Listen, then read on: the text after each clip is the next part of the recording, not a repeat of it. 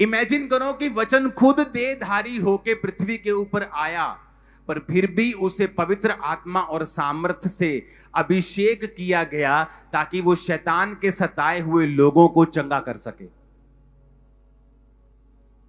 उत्पत्ति उसकी 1 में लिखा है, आदि में परमेश्वर ने आकाश और पृथ्वी की सृष्टि की। पृथ्वी बेडोल और सुनसान पड़ी थी और गहरे जल के ऊपर अंधियारा था तथा परमेश्वर का आत्मा जल के ऊपर मंडराता था। जब परमेश्वर ने कहा उजाला हो जाए तो उजाला हो गया। अब यहां पर 2 वचन हैं। एक वचन में यह लिखा है कि पृथ्वी बेडोल थी, सुनसान थी और परमेश्वर का आत्मा जल के ऊपर मंडराता था। प्रभु का आत्मा जल के ऊपर था तो भी वो पृथ्वी बेडोल थी और सुनसान थी। परमेश्वर की आत्मा की हुजूरी होने के बावजूद भी उसकी लाइफ में कोई शेप नहीं थी। लेकिन जब बाइबल कहती परमेश्वर ने कहा, वचन की एंट्री हुई, तो वचन कहता है जब परमेश्वर ने कहा उजाला हो जाए तो उजाला हो गया। और नए नियम में वो कहता है कि वचन जो धरती के ऊपर था वो अपने आप काम नहीं कर सकता था जब तक उसे पवित्र आत्मा और सामर्थ्य से अभिषेक नहीं किया गया। इसका मतलब क्या कि जब भी आपकी लाइफ में कुछ पैदा होना होगा, वहां 2 चीजें होनी जरूरी हैं। अकेला वचन भी आपको कुछ नहीं कर सकता, अकेला आत्मा भी कुछ नहीं कर सकता। आपको परमेश्वर की आत्मा की हुजूरी भी चाहिए अपनी लाइफ में, और आपको परमेश्वर का वचन भी चाहिए जो आप अपने मुंह से बोले, और परमेश्वर का आत्मा जो आपकी हुजूरी, आपकी उसकी जो हुजूरी आपकी लाइफ में है, उस वचन को पकड़े जो आपके मुंह से निकला है और उसकी उत्पत्ति कर दे। किस चीज की उत्पत्ति करेगा? आपकी चंगाई की उत्पत्ति करेगा, एक नई बेबी की उत्पत्ति करेगा, एक नए बिजनेस की उत्पत्ति करेगा, डिप्रेशन से मुक्ति की उत्पत्ति करेगा। जो कुछ आप बोलेंगे, अगर प्रभु की प्रेजेंस आपकी लाइफ में है तो वो उस चीज की उत्पत्ति कर देगा। कितने मेरी बात को समझ रहे हैं? अब अगर वचन को खुद यीशु मसीह को बिना पवित्र आत्मा और सामर्थ्य से काम नहीं वो कर सकते थे, बिना सामर्थ्य और पवित्र आत्मा के अभिषेक के, बाइबल कहती है उन्होंने अपनी धरती पर काम शुरू नहीं किया, वेट की 30 साल के जब वो हुए। और बाइबल कहती है 33.5 साल तक उन्होंने काम किए। जब वो पवित्र आत्मा के बपतिस्मे को पाया, पवित्र आत्मा को पाया, उन्होंने फिर परमेश्वर के कामों को करना शुरू किया। और वचन कहता है किस तरह परमेश्वर ने प्रभु यीशु मसीह नासरी को पवित्र आत्मा और सामर्थ्य से अभिषेक किया, और वो शैतान के सताए हुए लोगों को चंगा करता था क्योंकि परमेश्वर उसके साथ था। और वचन कहता है आदि में परमेश्वर का आत्मा जल के ऊपर मंडराता था, लेकिन तब भी पृथ्वी बेडोल और सुनसान थी। आज आपकी लाइफ में अगर किसी चीज की जरूरत आपको है तो वो है पवित्र आत्मा की हुजूरी। और पवित्र आत्मा की प्रेजेंस को अपनी लाइफ में बनाए रखने के लिए आपको डिवोटेड लाइफ चाहिए होती है। आपको ऐसी समर्पित जिंदगी चाहिए होती है जो बेसिक ना भूले। आप रोज सुबह उठते हैं, वही रोटी, वही चावल, वही दाल, वही सब्जी खाते हैं। ऐसा तो नहीं होता कि आप रोज सुबह उठे और कहें नहीं मैंने कल भी रोटी खाई थी, आज मैं घास खाना चाहता हूं, मैं 2 साल से रोटी सब्जी चावल ये दाल खा रहा हूं, आज मैं कुछ पत्थर खाना चाहता हूं। आप कभी ऐसा नहीं कहते। आप वही रोटी, वही चावल, वही दाल रोज खाते हैं और आप बोर नहीं होते। वही चीजें आप रोज खाते हैं क्योंकि आप उन्हें फ्रेश खाते हैं। चाहे वो चावल 2 साल पहले का पैदा हुआ हो, लेकिन जब आप उसे खाते हैं आप उसे ताजा खाते हैं। ये ड्रोन बंद कर दो, लोग डिस्ट्रैक्ट हो रहे हैं। हालेलुया। कितने मेरी बात को समझ रहे हैं? जब आप परमेश्वर के वचन में से खाते हैं फ्रेश, आप रोज प्रेयर करते हैं, आप रोज बाइबल पढ़ते हैं, आप रोज परमेश्वर की प्रेजेंस में होते हैं, उपवास करते हैं, आपकी लाइफ सेम नहीं रहती। हालेलुया। अब यहां पर मैं आपको क्या बताने की कोशिश कर रहा हूं कि अपने आप कुछ नहीं हुआ। वहां पर एक व्यक्ति, प्रेरितों के काम 9 उसकी 9 से 12 में लिखा है, वो 3 दिन तक ना देख सका, ना खाया, ना पिया। दमिश्क में हनन्याह नामक एक चेला था, उससे प्रभु ने दर्शन में कहा, हे हनन्याह। उसने कहा हाँ प्रभु। प्रभु ने कहा उठकर उस गली में जा जो सीधी कहलाती है, और यहूदा के घर में शाऊल नामक एक तरसुस वासी को पूछ, क्योंकि देख वो प्रार्थना कर रहा है। जब आप प्रार्थना कर रहे हैं उपवास के साथ, परमेश्वर आपको देखता है। आपकी परीक्षा लंबी नहीं चलती। आप जब यहां पे होंगे शुक्रवार शनिवार डे नाइट के फास्ट, अगर आप बड़े हैं, आप 15 साल से ज्यादा आपकी उम्र है, 12 साल ज्यादा आप कर सकते हैं, डे नाइट के फास्ट हम करेंगे। और संडे को जैसे मैं आऊंगा आप पे ले हैंड स्टार्ट होगा, ऑयल के साथ आप और आपके परिवार को मसा किया जाएगा, और मैं आपको प्रॉमिस करता हूं लाइफ कभी सेम नहीं होगी, और डिलीवरेंस आपकी लाइफ का हिस्सा होगी। आमीन। मेरे को ऊंचे वाला चाहिए। और मेरी फुल बाइबल कॉलेज वो 3 दिन तक बंद रहेगा। बाइबल कॉलेज में भी हम फास्टिंग और उपवास में रहेंगे। सब मेरा लोग फास्टिंग उपवास में रहेंगे, और वही लोग आप पर ले हैंड करेंगे, और मैं ले हैंड करूंगा जो फास्टिंग में होंगे और उपवास में होंगे। और उसके बाद लंगर होगा, जैसे बैठ के हम खाते हैं क्रिसमस के टाइम, वैसे ही हम इस जगह और पीछे जो क्रिकेट ग्राउंड है बड़ी, वहां पर भी इंतजाम होगा ताकि हम आराम से वो चीजें कर सकें। आपको उपवास करना है और आपको बाइबल पढ़नी है और प्रार्थना करनी है। सुनो मेरी बात, जब तक आप उपवास प्रार्थना नहीं की, देखो परमेश्वर की कितनी बड़ी योजना थी कि परमेश्वर एक पूरी एरिया को बचाना चाहता था। आज जहां एशिया माइनर में जहां लिखा है, आज जहां पर यूरोप में पूरी जगह आप क्रिश्चियनिटी को देखते हो, वो किसका काम किया हुआ है? पौलुस का। और कैसे स्टार्ट हुआ? कलीसिया बाइबल कहती है उपवास सहित प्रार्थना कर रहे थे। इमेजिन करो कितने काम रुके हुए हैं, कितने काम परमेश्वर करना चाहता है और कर नहीं पाता। क्यों? क्योंकि जब तक आप उपवास सहित प्रार्थना नहीं करते और डेडिकेट नहीं होकर बैठते कि ये 3 दिनों में हमें कोई काम नहीं करना, कोई पढ़ाई छूटने वाली नहीं है 3 दिनों में, कोई 3 दिन के काम बंद होने से कोई भी फाइनेंशियल नुकसान होने वाला नहीं है। बीमार होने पर भी आप अपने बॉस से छुट्टी मांग लेते हो और बॉस छुट्टी दे देता है।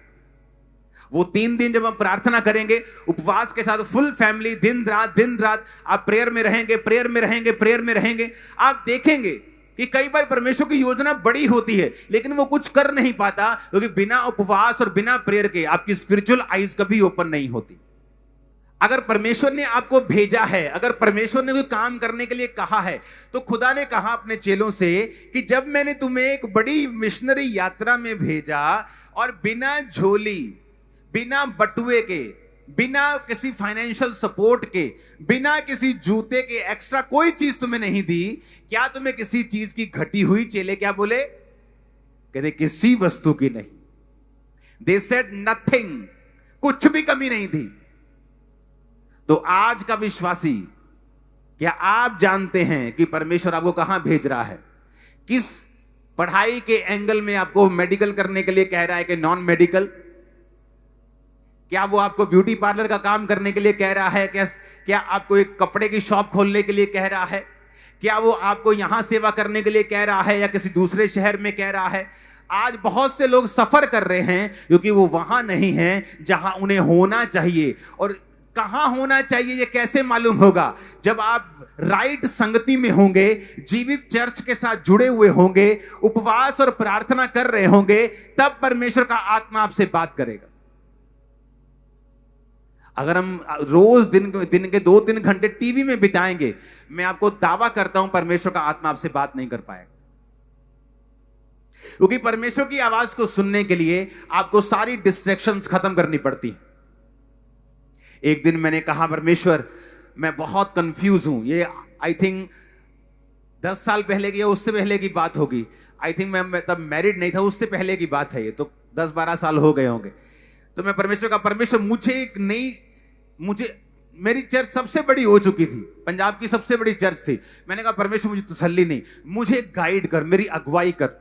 तो मेरे अंदर पवित्र आत्मा ने कहा कि यहां पर बैठ के प्रार्थना मत कर, चला जा दूर जाके प्रार्थना कर। मैं दूर चला गया गाड़ी में, वो जाके हिमाचल की एंट्री में जब मैं पहुंचा तो वहां बहुत से खाइयां शुरू हो जाती। तो मैंने अपने ड्राइवर को बोला कि यहीं गाड़ी रोक दे, मुझे नीचे खाई में जाना है। कहते नीचे कि मैं नीचे खाई में जाना है मुझे। मैं अकेला खाई में था उधर। मैं नीचे गया, खाई में जाता जाता और मुझे एक स्थान मिला, बैठ के मैं प्रेयर करने लगा और परमेश्वर ने मुझे बताया कि आने वाले समय में तू बैठा होगा और लोग टीवी पर और स्क्रीन पर देखेंगे और लाखों लाखों लोग तुझे देखेंगे। और ये टीवी और स्क्रीन की चर्च जो आप अभी देख रहे हो कि कुछ साल पहले शुरू हुई, ये एक्चुअल में बहुत साल पहले शुरू हो चुकी थी, लेकिन आत्मा में। ये कैसे परमेश्वर ने बात की मुझे, जब मैं प्रेयर में मैंने अलग स्थान, मैंने कहा मुझे अलग जाके प्रार्थना करनी है, और मैं प्रार्थना करता गया, खाई में रहा। मुझे प्रार्थना करते जब घंटों हो गए, वो बात अलग है। जब मैं ऊपर आया तो बाहर एक आदमी था, बोला जय मसीह की। वहां भी मुझे जानने वाला कोई था। मैं कहा तो पीछा ना छटियो है। लेकिन मैं आपको ये बात कह रहा हूं, अगर कलीसिया अपने आप को अलग नहीं करेगी और अपनी लाइफ में जो बेसिक है उसे वो नहीं अपनाएगी, उपवास और प्रार्थना के साथ वो परमेश्वर के सामने नहीं जाएगी, तो कई बार आपको ये मालूम नहीं हो पाता कि मुझे किस दिशा में चलना है, मुझे क्या करना है। तो हम अगले 3 दिन शुक्र शनि ऐत हम डे नाइट के फास्ट करेंगे, और एतवार की फास्टिंग मैं आपको खुलवा दूंगा। यहीं पर लंगर के साथ हम फास्टिंग खोलेंगे, और मैं आपको बता रहा हूं स्पिरिचुअल लाइफ सेम नहीं होगी। प्रभु आपसे बात करेंगे, आपके बच्चों से बात करेंगे, नए रास्ते नए साल में आपके लिए खुलने वाले हैं, बहुत सारी चीजें आपकी लाइफ में होने वाली हैं। अगला संडे एक बड़ा डिलीवरेंस संडे होगा। कोई मेंबर आपका परिवार का नहीं होना जो नहीं आया, क्योंकि हर एक बंदे के ऊपर ले हैंड होगा, हर एक बंदे के ऊपर प्रेयर होगी। प्रभु इसकी आईज खोल, इसकी अगुवाई कर, जहां तू लेके जाना चाहता है जा। और मैं आपको बता रहा हूं और घोषणा करता हूं, भविष्यवाणी करता हूं, लाइफ सेम नहीं है नेक्स्ट संडे से। आमीन ऊंचा चाहिए चर्च। हालेलुया। आप इमेजिन करो, मेरे को नीड महसूस होती थी कि नहीं मुझे जाना है, मुझे प्रेयर करनी है, और प्रेयर में परमेश्वर मुझसे बात करता था। क्या मैं वैसे धर्मी नहीं था? क्या वैसे पवित्रता में नहीं था? क्या वैसे प्रेयर नहीं करता? प्रेयर भी बहुत करता था। लेकिन कई बार आपको कुछ खास परमेश्वर से लेने के लिए आपको पूरी तरह से अलग अपने आप को करना पड़ता है। आज कितने आदमी हैं जो रोज 2.5 घंटे भी प्रार्थना करते होंगे? बहुत कम। इसीलिए परमेश्वर की आवाज आप सुन नहीं पाते। इमेजिन करो अगर वो कलीसिया बिना प्रार्थना उपवास वाली होती, शायद पौलुस वहां बुढ़ा हो जाता बैठा बैठा। लेकिन बाइबल कहती है परमेश्वर के कार्यों के लिए वो कलीसिया जो थी वो जयवंत थी। आप उपवास प्रार्थना में नहीं होंगे, कैसे आपको अगुवाई मिलेगी? परमेश्वर कहता तू जा, कहता प्रभु मैं नहीं जाऊंगा। वो तो वही शाऊल है जो लोगों को मारता है। परमेश्वर कहता है जा, मैंने उसे चुना है, वो बहुतों के लिए दुख उठाएगा, वो मेरे राज्य के लिए बहुत दुख उठाएगा। मैंने उसे चुना है, जा, क्योंकि देख वो प्रार्थना कर रहा है। क्या रीजन दिया परमेश्वर ने डायरेक्ट बोलकर? क्योंकि देख वो क्या कर रहा है, देख वो प्रार्थना कर रहा है, क्योंकि देख वो प्रार्थना कर रहा है। शैतान चाहता है आपको डिस्ट्रैक्ट करना। इधर से आपको परमेश्वर का आत्मा कह रहा होगा तुझे ये काम करना है, मैं तुझे सक्सेस दूंगा, मैं तुझे सफल करूंगा, तुझे इस तरह से चलना है, अपने ये वाले दोस्त को छोड़ दे, अपने ये वाले काम को छोड़ दे, मैं तेरी अगुवाई करूंगा और तुझे आगे लेके जाऊंगा। और उधर से शैतान ने एक अन्य जाति दोस्त आपकी लाइफ में दे दिया है, एक अन्य जाति गर्लफ्रेंड आपकी लाइफ में दे दी है, ताकि शैतान अपना बीज आप में लगातार डालता रहे और जो आपने पकड़ा हुआ है वो फेल हो जाए। क्योंकि जब वो फेल होगा तब वो शैतान आपको अपनी ओर खींचेगा। वो फेल क्यों हुआ? क्योंकि जिस समय परमेश्वर ने आपसे बात करनी थी, आपने एक अंधेरे के व्यक्ति को अपनी लाइफ में चुना हुआ था। आप डिस्ट्रैक्ट थे, आप पूरी तरह से स्पिरिचुअल नहीं थे, आप पूरी तरह से प्रभु की आवाज नहीं सुन सके, आप पूरी तरह प्रभु की आवाज नहीं सुन सके। फिर आप अपनी मर्जी करते गए। जब आप अपनी मर्जी करते गए, बाद में फेलियर आया, फिर आपको और ज्यादा धक्का और ठोकर मिलेगी, क्योंकि आप उस समय परमेश्वर की आवाज को सुन नहीं सके। क्योंकि उसकी आवाज को सुनने के लिए आपको पूरी तरह से एक मन होकर आपको परमेश्वर की हुजूरी में बैठना पड़ता है।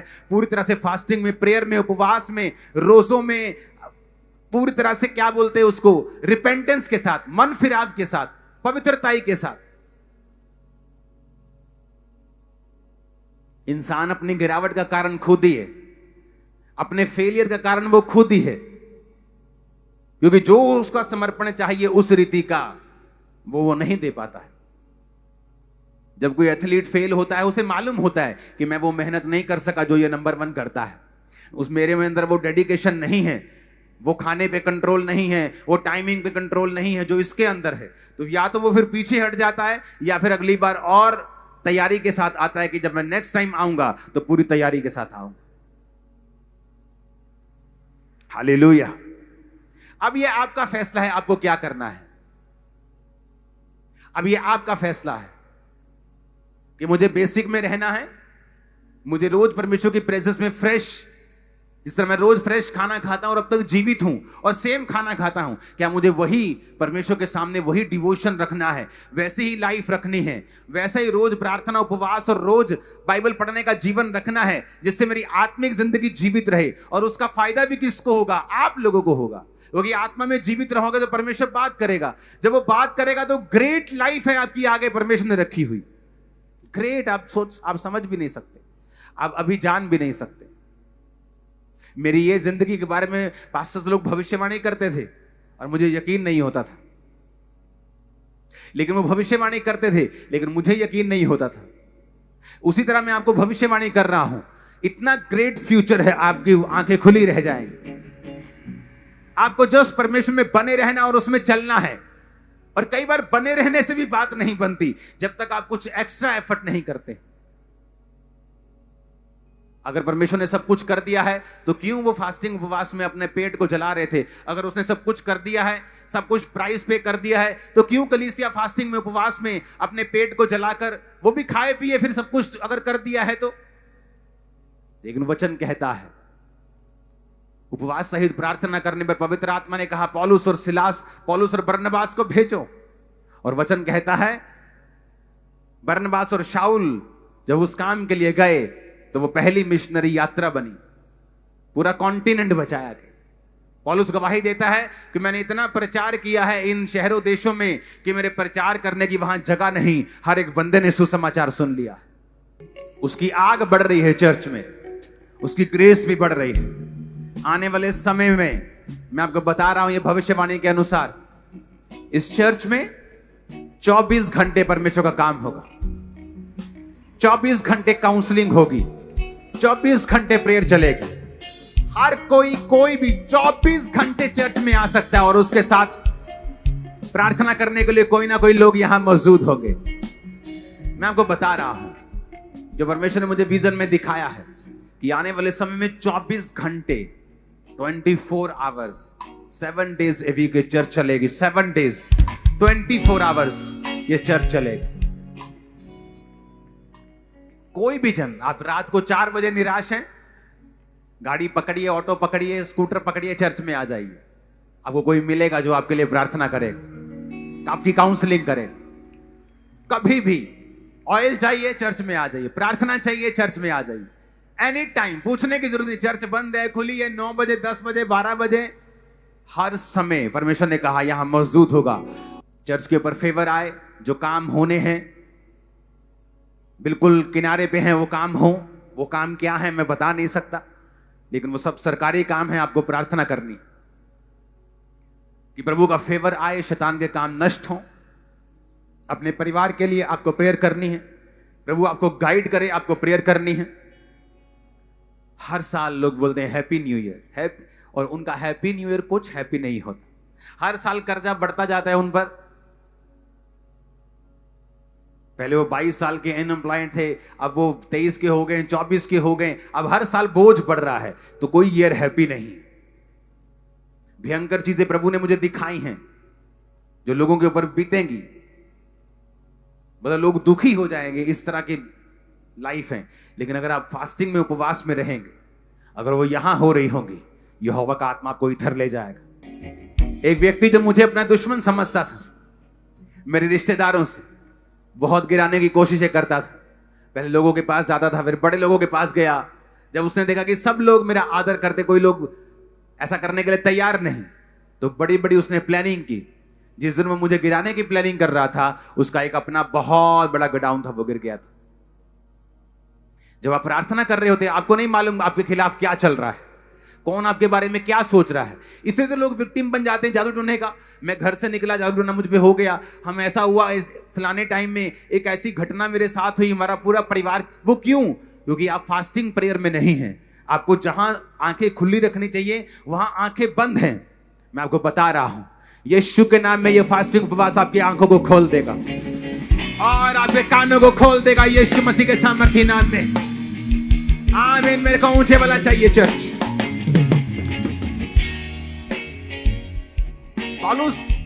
पौलुस एक दिन बहुत तंग हो गया, कहता प्रभु परमेश्वर ये कांटा मुझसे दूर कर। कोई शारीरिक दुख था उसको। तो परमेश्वर की आवाज आई, पौलुस मेरा फजल ही तेरे लिए। कहता हो ठीक है। इमेजिन करो, सुनो, अगर किसी के कांटा चुभा हो, शरीर दुखा हो, कोई दुख लाइफ में हो और ऊपर से परमेश्वर का आत्मा बात ना करे तो प्रॉब्लम हो जाएगी। क्योंकि आप फिर नहीं समझ पाते ये शैतान कर रहा है कि प्रभु कर रहा है। कर तो एंड में शैतान ही रहा है, लेकिन वो खुदा की मर्जी के साथ उसके जीवन में आया। कहता मैं प्रकाशों की बहुतायत से फूल ना जाऊं तो प्रभु ने शैतान का दूत मेरे पीछे। लेकिन था वो शारीरिक दुख। आज लोगों की लाइफ में प्रॉब्लम ये नहीं कि उनको दुख है, प्रॉब्लम ये उन्हें ये नहीं पता कि मुझे करना क्या है। जब प्रभु ने कहा मेरा फजल तेरे लिए काफी है, उसको ठंडक पड़ी कि प्रभु मेरे संग है। जब आप फास्टिंग उपवास में होते हैं, प्रभु आपसे बात करता है। कई बार वो उस फास्टिंग उपवास में आपसे बात नहीं करता, 2 दिन बात करता है, कई बार उसी समय कर लेता है, लेकिन वो बात करना आपसे शुरू करता है। आपकी स्पिरिचुअल आईज खुल जाएं, स्पिरिचुअल कान खुल जाएं, आपके बच्चों के कान खुल जाएं, बच्चों की आंखें खुल जाएं। बहरे जो शारीरिक रूप से भी हैं, आज वो चंगाई को पाएं और अभी पाएं यीशु मसीह के सामर्थ्य नाम। आमीन। ऊंचाई आशीष तुम्हारी है चर्च। Hallelujah, hallelujah. ये कलीसिया आपको जागना पड़ेगा,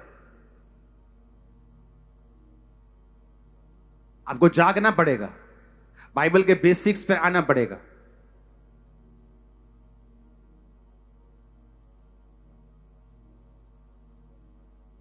और फिर आपको समझ आएगी कि बाइबल वाला जीवन आसान भी है।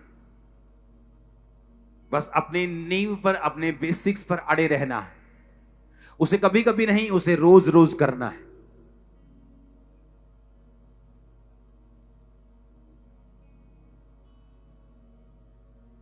आपका पति बपतिस्मा लेने आ रहा है, आपकी फैमिली बपतिस्मा लेने आ रही है यीशु मसीह के नाम में। आमीन। ऊंचा चाहिए। आज मैं आपको बपतिस्मा दूंगा, तैयार रहना।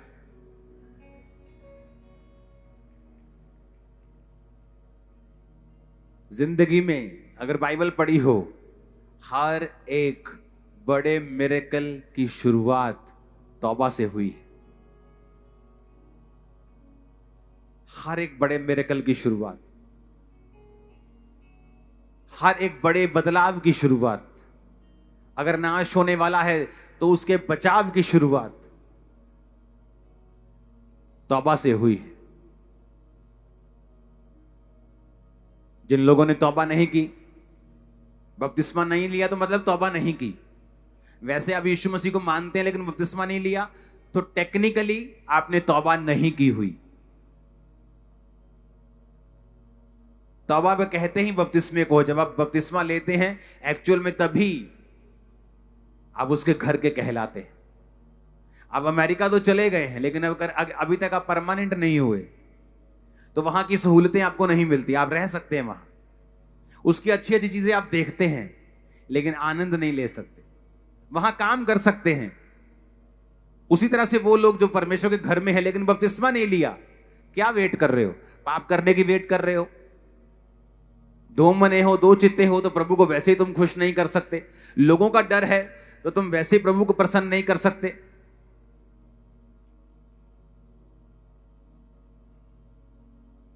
मेरी मिनिस्ट्री की शुरुआत बपतिस्मे से हुई थी, क्योंकि जैसे ही मैं बपतिस्मा लेकर ऊपर आया था तो वहां एक सिस्टर ने भविष्यवाणी की थी, यहां कोई जन बैठा है, उसे प्रभु बहुत इस्तेमाल करे। मैं सोचता था कोई और होगा, मुझे तो हीलिंग चाहिए, हीलिंग दो और मुझे दफा करो, मैं अपना काम करूं, बिजनेस करूं जाके।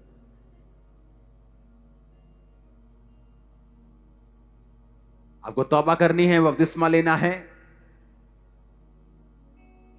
लाइफ सेम नहीं होगी। मैंने कहा लाइफ सेम नहीं होगी।